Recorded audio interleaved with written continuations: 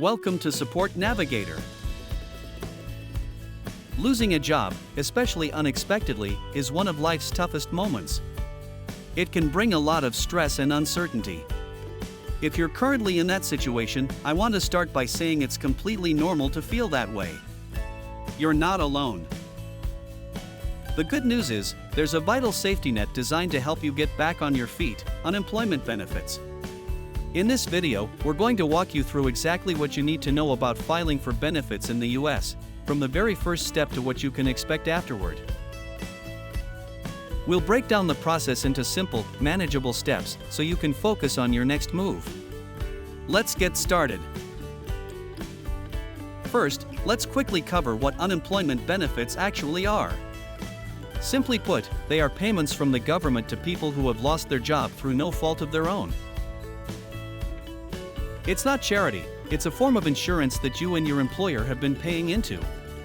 These benefits are meant to provide you with temporary income, giving you the time and space to find a new job without the immediate pressure of paying your bills.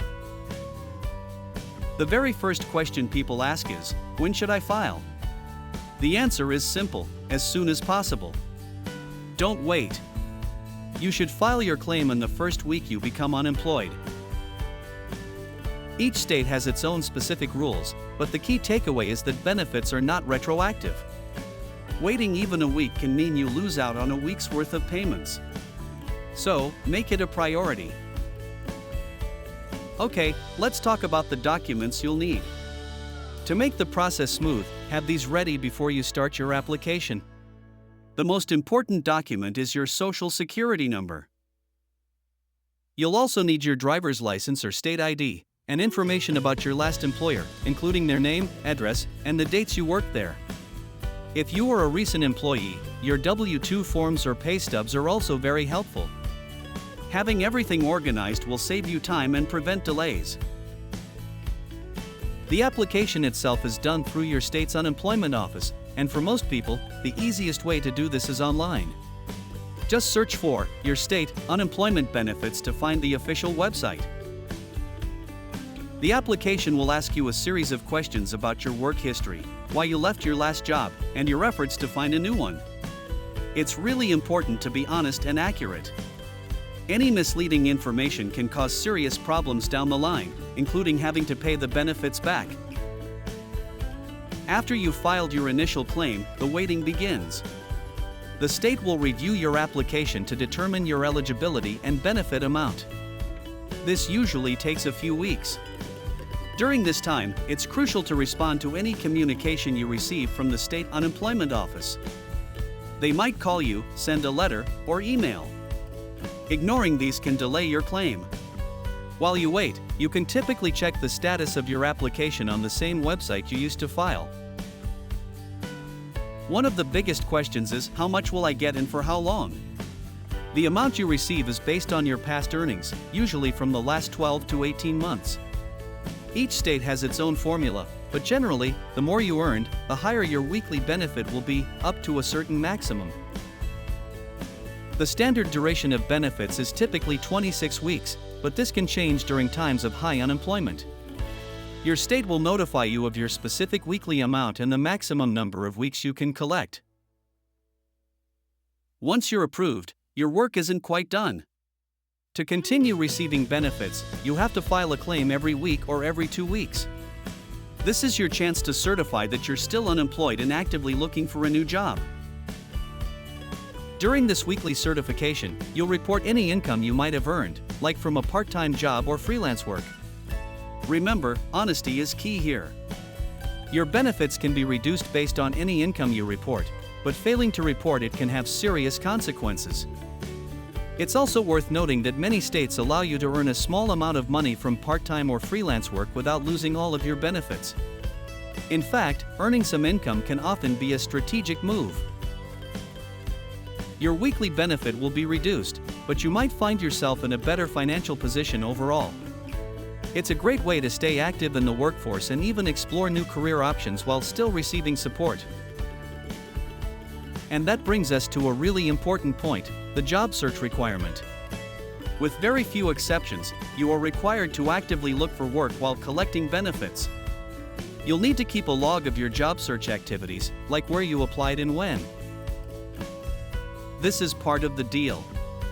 The goal of unemployment benefits is to help you find a new job, not to provide a permanent income. Your state will provide specific guidelines on what counts as a valid job search activity. What happens if your claim is denied? It's a frustrating situation, but it's not the end of the road. You have the right to appeal the decision.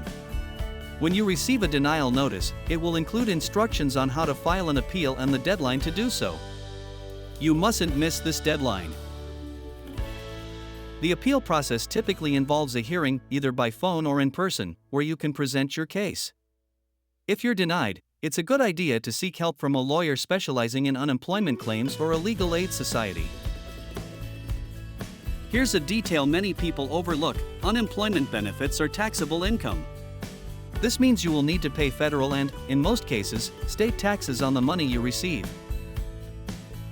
You can choose to have taxes withheld from your weekly payments, which can prevent a surprise tax bill at the end of the year. If you're unsure, it's generally a smart move to have them withheld.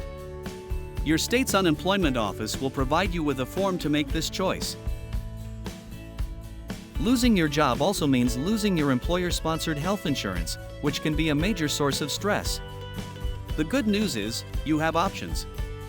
You can explore COBRA, which allows you to continue your previous plan for a limited time, though it can be expensive. Alternatively, you might be eligible for a plan on the health insurance marketplace, which often provides subsidies to make coverage more affordable based on your new income. It's crucial to look into these options right away to avoid any gap in your coverage. And one more thing to keep in mind: unemployment benefits aren't the only support available. Many states offer additional services for job seekers, often through their workforce development centers. These can include free career counseling, resume workshops, and job fair information. If you're struggling with other expenses, you might also be eligible for other government programs like SNAP for food assistance or LIHEAP for help with energy bills. Don't hesitate to ask your local agencies about these resources as well. So, there you have it, a clear breakdown of how to file for unemployment benefits and what to do if you hit a bump in the road.